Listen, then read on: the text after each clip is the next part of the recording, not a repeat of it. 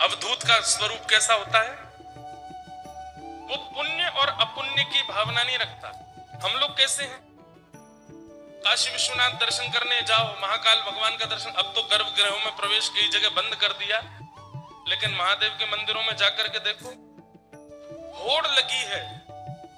कौन जल पहले डालेगा शंकर जी? होड़ लगी है। किसका पुष्प शंकर जी के बिल्कुल शीश पर पहुंचा है। उसके पीछे कोई और कामना नहीं है। उसके पीछे ये कामना नहीं कि महादेव को पुष्प अर्पित करें, पुष्प से वो आनंदित हों।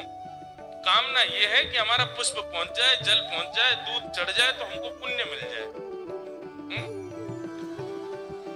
अगर कई जगह गर्भगृहों में प्रवेश बंद होता है,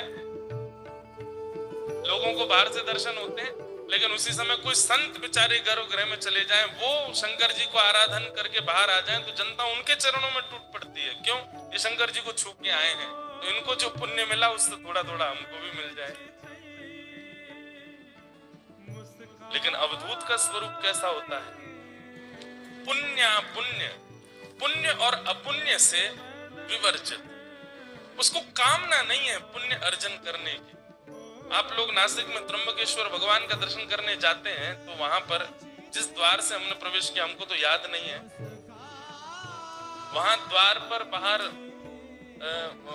महाराज जी ऐसा कुछ है ना कि जैसे उस द्वार से प्रवेश करते हैं तो पाप और पुण्य दोनों शून्य हो जाते हैं। वहां द्वार पर दो पार्षद खड़े हैं, अब कौन है उनका नाम मुझे स्मरण में नहीं आ रहा, कि महादेव का दर्शन करने जाओगे उससे पहले आपके पाप और पुण्य दोनों शून्य हो जाएंगे। ये तो सुना गया है? चित्रगुप्त, चित्रगुप्त और दूसरे कौन? अच्छा, तो दो पार्षद खड़े हैं द्वार पर, वहां से आप प्रवेश करोगे तो आपके पाप और पुण्य दोनों नष्ट होंगे। श्रीमद् भागवत में नृसिंह भगवान प्रहलाद जी से कहते हैं कि प्रहलाद, यदि भक्त को मेरी प्राप्ति करनी है तो उसको पाप और पुण्य दोनों से शून्य होना पड़ेगा। पाप रह जाएंगे तो नरक जाना पड़ेगा, पुण्य रह जाएंगे तो स्वर्ग जाना पड़ेगा, पर मेरी प्राप्ति कब होगी? जब पाप और पुण्य दोनों शून्य होंगे। तो प्रहलाद जी पूछते हैं, पाप और पुण्य शून्य कैसे होते हैं?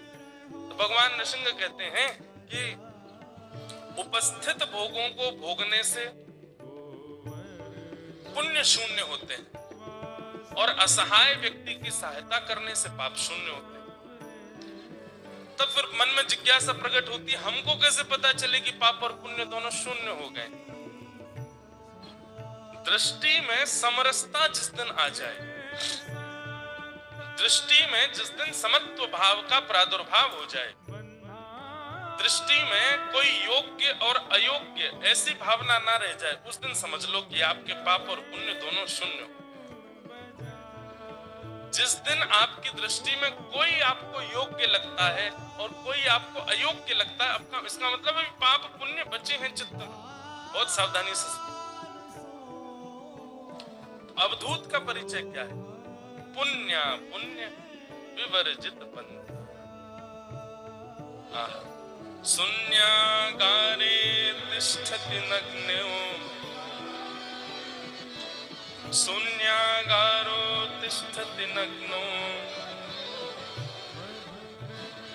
इसका मतलब क्या है? यहाँ नग्नो शब्द का मतलब ये नहीं है कि जो नग्न रहे। नग्न का मतलब बिना वस्त्रों के रहने वाला नहीं।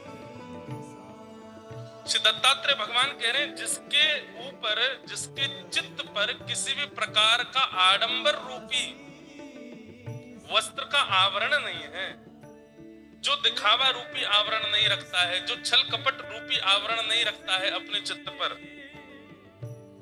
वो बहुत सावधानी से सुनिएगा। तिष्ठति नग्नो। अवधूत का स्वरूप क्या है? वो वस्त्र ना धारण करे ये नहीं, उसके चित्त पर किसी भी प्रकार का छल कपट, ईर्ष्या, द्वेष, अभिनिवेश, अहंता, ममता या फिर पाखंड या फिर घमंड या फिर इस प्रकार के जो दोष हैं, इनका आवरण नहीं है। इन सबसे जो नग्न है वो अवधूत। जिसके चित्त पर इस प्रकार की कोई भी आवरण नहीं है वो अवधूत हैं। और अवधूत का दूसरा अंतिम स्वरूप क्या है? शुद्ध निरंजन समरस मग्न। जो शुद्ध है, सम है, निरंजन है, ऐसे अवधूत भगवान श्री दत्तात्रेय जी को प्रणाम करते हैं।